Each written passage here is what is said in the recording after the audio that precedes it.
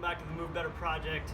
Continuing our hip extension series with the isometric lunge. So this is really one of the toughest hip extension stretches, strengthening. It's a combination of both and also a balance exercise. So this is really tough for a lot of people to execute the most challenging version of this.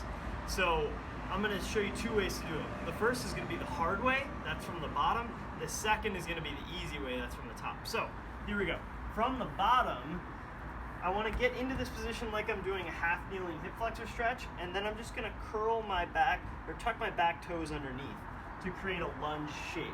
This is, just where you'd be at the bottom of a walking lunge, or if you did a split jerk, or so any kind of this lunge shape that we see in strength and conditioning or movement.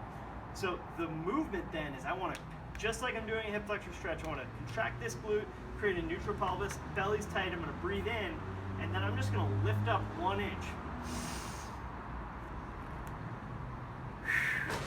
And in this position, all I'm doing is I'm working to maintain the contraction of that glute, keep this hip in extension, keep my belly tight, and try to make my trunk be straight up and down. So that's the isometric lunge from the bottom. From the top, it's a little easier to get into. So this is kind of similar to a crescent pose from yoga. I want to be, again, in that lunge shape. Feet are in the same position, but what I'm going to do is get my knee bent so where my knee is directly underneath, and I basically have a straight line or maybe a slight bit of extension there.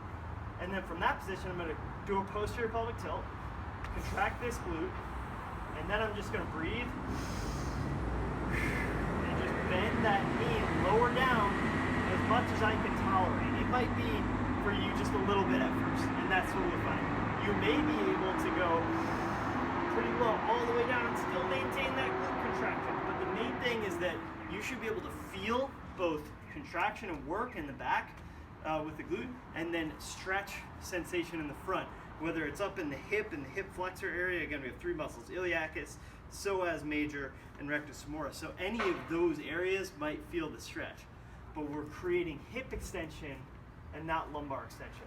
And this is one of those where you really have to grade it to what you can tolerate. If somebody who doesn't have the hip extension strength and mobility right away tries to do this move, that's gonna be painful for you, and that's not what we want. You've got to be careful not to overdo it.